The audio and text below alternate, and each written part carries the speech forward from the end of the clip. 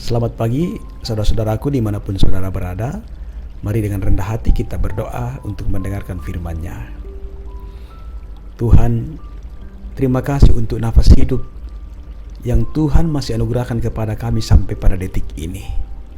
Dan di pagi hari ini Tuhan, kami sungguh-sungguh siap untuk mendengarkan firman-Mu.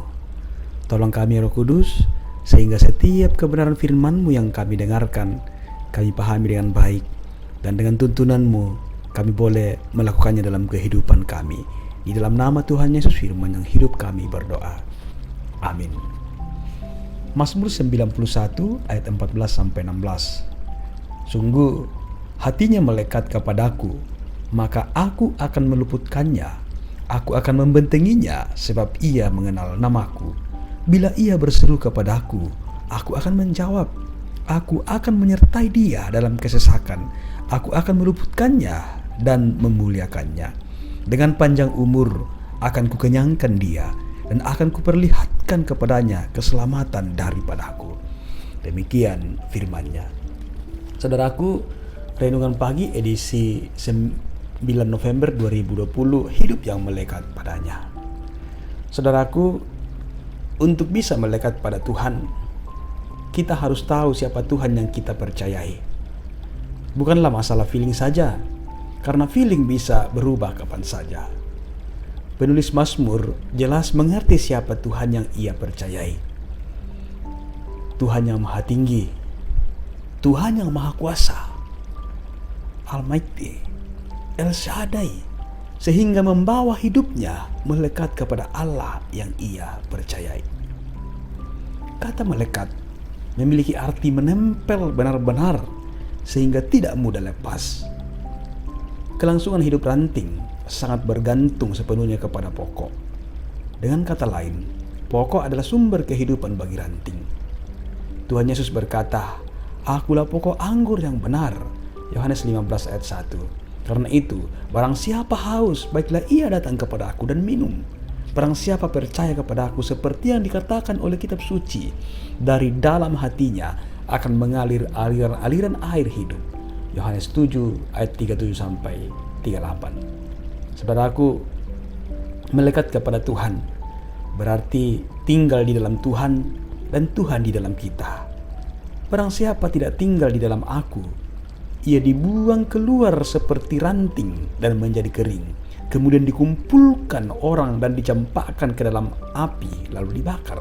Yohanes 15 ayat 6.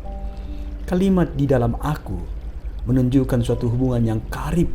Artinya, kita mempercayakan hidup ini sepenuhnya kepada Tuhan dan mengizinkan Dia berotoritas penuh atas kehidupan kita. Melekat kepada Tuhan berarti bertekad menjadi pelaku firman. Karena Kristenan itu bukanlah teori, melainkan pengalaman hidup berjalan bersama dengan Tuhan setiap saat.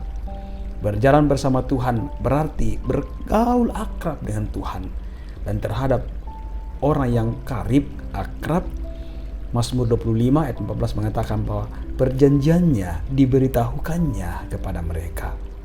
Sehingga kita dapat memahami isi hati Tuhan, pikirannya, dan juga kehendak-kehendaknya.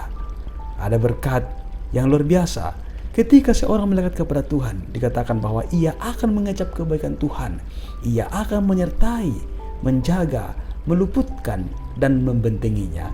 Dan dikatakan dalam bacaan kita bahwa bila ia berseru kepadaku, aku akan menjawab. Mazmur 91 ayat 150. Bahkan saudara, hal yang paling indah yang Tuhan janjikan bagi kita yang sungguh hatinya melekat kepadanya. Di dalam ayat 16b dikatakan, aku akan memperlihatkan kepadanya keselamatan daripadaku.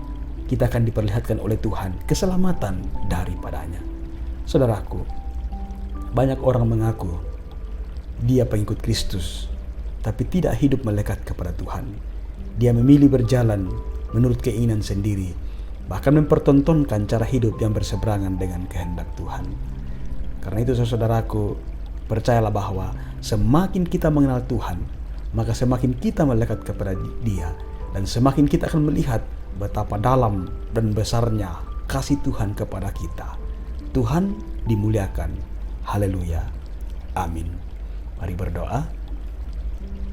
Terima kasih Tuhan atas sabda kehidupan yang Engkau layakkan kami alami pada pagi hari ini.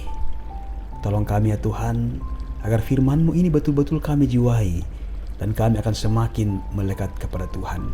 Karena hanya di dalam-Mu Tuhan, maka kami akan bisa menemukan ketenangan, kami akan bisa menemukan keselamatan.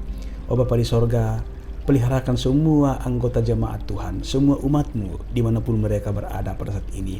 Biarlah kami semua tetap terpelihara di dalam tuntunan kasih sayang Tuhan. Ampuni kami Tuhan, dan terimalah doa kami. Karena doa ini kami persembahkan dalam nama Tuhan Yesus, Sang Pemilik kehidupan ini, firman yang hidup, kami datang berdoa kepada Bapa di sorga. Amin.